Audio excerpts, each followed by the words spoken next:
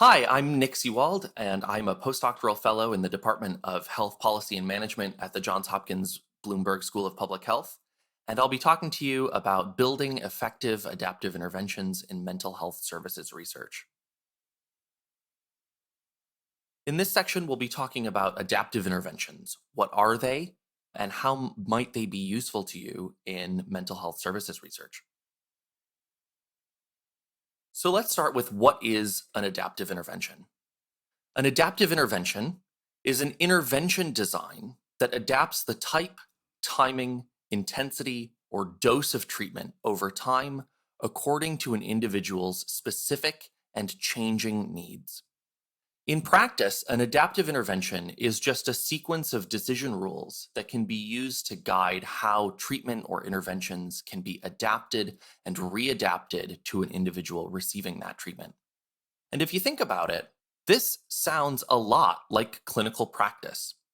In reality, we are frequently making decisions about how to change or adjust treatments or interventions according to what the unit that we're intervening on needs in that moment.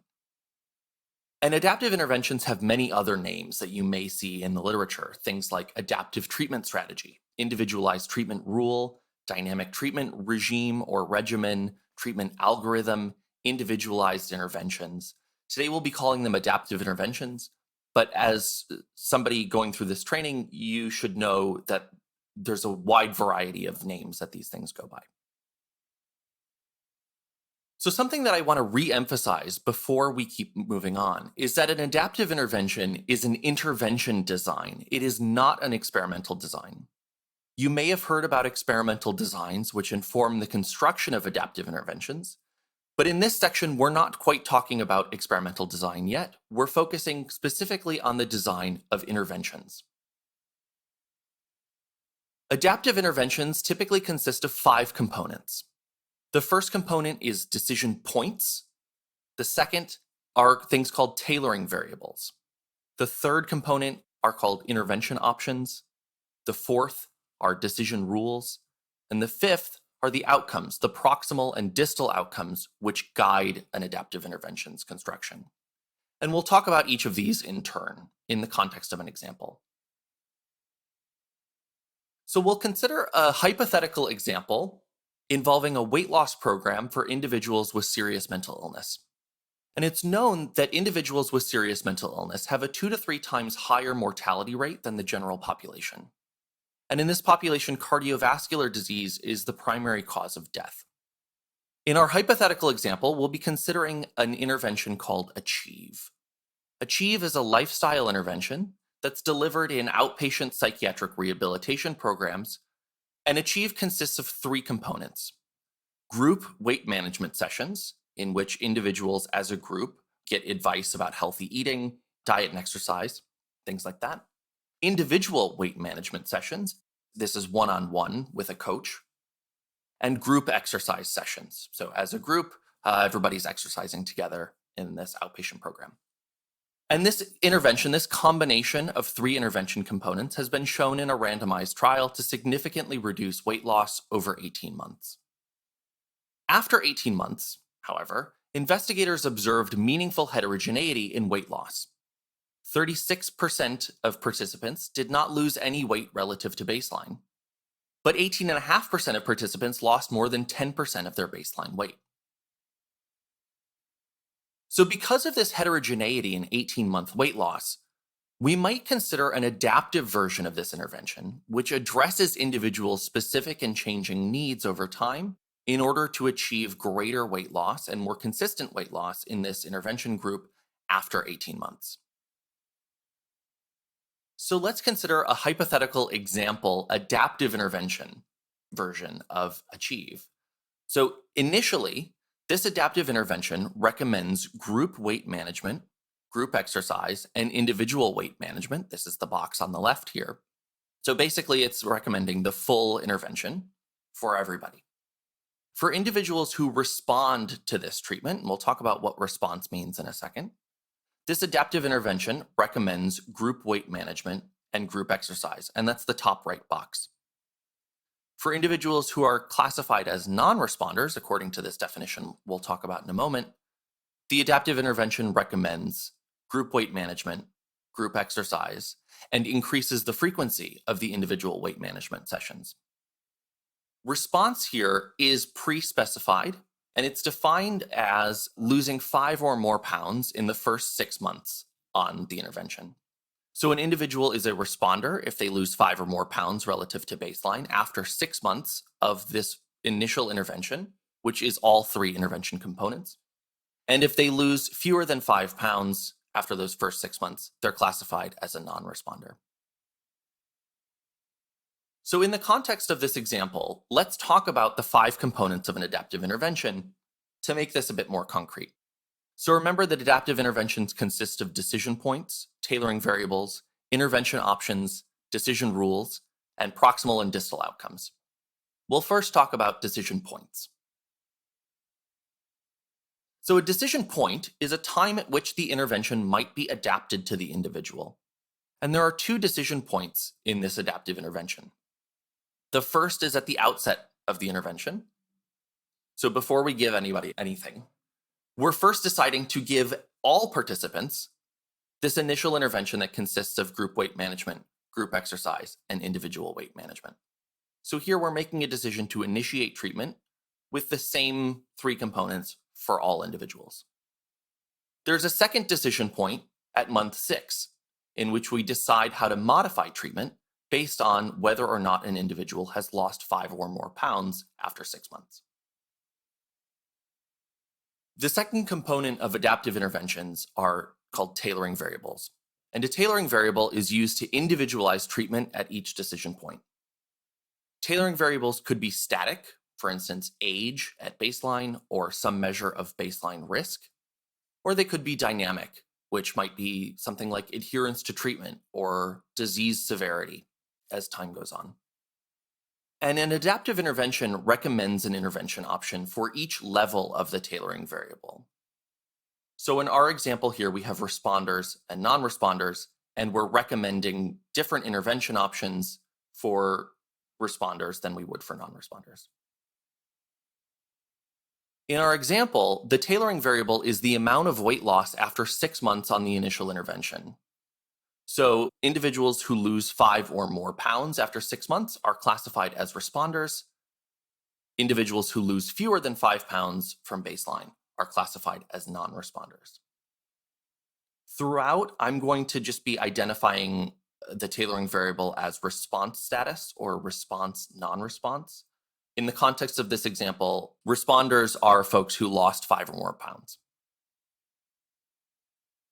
Before we continue, I'd like to give some notes on tailoring variables. It's important that tailoring variables are pre-specified and well-defined, and this is because tailoring variables are part of the intervention that you're studying or that you're building. The choice of tailoring variables should be based on practical, ethical, or scientific considerations, and here are some examples of each of those. A tailoring variable chosen based on practical considerations might be something based on, for instance, cost. So for example, you may save more intense or costly interventions for individuals who need it most, for example, non-responders. An ethical consideration might be that you have in your field an ethical obligation to modify treatment for a particular subset of individuals. An easy example here is in chemotherapy. Individuals who don't respond to a high dose of chemotherapy should likely not be given a higher dose of chemotherapy ethically. The final consideration to keep in mind is a scientific one. So based on empirical evidence, you may know that responders need a different type of intervention than non-responders. And so you'll tailor or modify the intervention in subsequent stages based on that empirical evidence. The third component of adaptive interventions are the intervention options. These might be aspects of treatment like type, intensity, dose, delivery method, timing, and these are just what individuals receiving this adaptive intervention could possibly receive. So here the intervention options are different combinations or frequencies of individual weight management, group weight management, and group exercise. Initially, everybody receives all three of those components. In the second stage of this adaptive intervention, responders receive group weight management and group exercise alone, whereas non-responders receive group weight management, group exercise, and a higher frequency of the individual weight management. If you think about these intervention options, in this particular example, the second stage intervention options might be thought of as adaptation strategies. For instance, augment the initial intervention, intensify the initial intervention, or simply stay the course. In our example, you might think of the responders being given a step-down tactic, and the non-responders are treated according to a step-up tactic. We're increasing the frequency of the individual weight management for non-responders, and we're removing individual weight management for those who respond. The next component of adaptive intervention is decision rules. A decision rule recommends an intervention option for individuals at each of our decision points, possibly based on prior information. Here meaning a tailoring variable. So we have two decision points in this adaptive intervention, one at the beginning, at the outset of treatment. So the first decision rule is to give all individuals group weight management plus group exercise plus individual weight management. The second decision rule happens at our second decision point. And here, this is the decision rule that incorporates our tailoring variable. So responders are given group weight management and group exercise, whereas non-responders are given group weight management, group exercise, and that high frequency individual weight management. Finally, let's talk about the proximal and distal outcomes which guide the construction of our adaptive intervention. So an adaptive intervention's design should always be driven by both short-term or proximal and long-term or distal outcomes. The distal outcomes are the long-term goals of the adaptive intervention.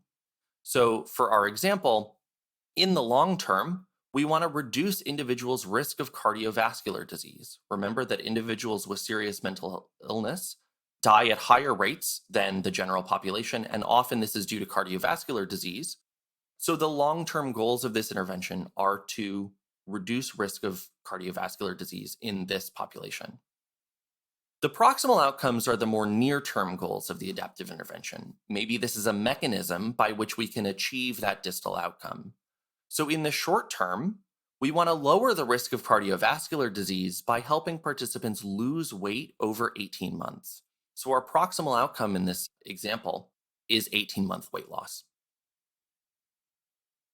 Let's now talk about some scientific questions that you might have about adaptive interventions. Oftentimes, there are open questions about how to sequence and adapt these interventions. And typically, these questions are related to the relative effectiveness of different intervention options, or how these intervention options work with or against each other, or the relative effectiveness of two pre-built adaptive interventions that you might want to compare. For example, which treatment option should the adaptive intervention begin with? Maybe there's an open question about how to start an adaptive intervention. A question could be, how do we modify treatment for people who don't respond to that initial treatment? Or how do we modify treatment for the people who do respond to initial treatment? There may be a question about what response or non-response looks like. How are those things defined? Another question that may arise is, how do we time decision points? When is the right time to adapt this intervention according to these individuals' changing needs? So let's think about hypothetical scientific questions in our weight loss example. So one question might be, do we need to start everyone on all three intervention components, or can we just start with the group components? So the individual weight management sessions in this example are relatively resource intensive because they're one-on-one.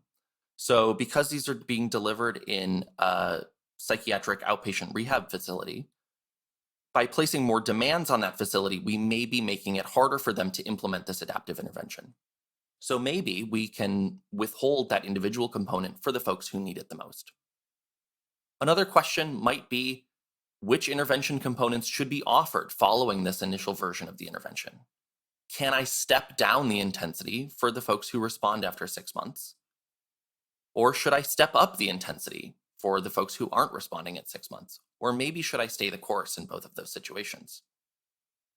In another section of this training, we'll discuss an experimental design which can help answer these and more questions about the development of an adaptive intervention.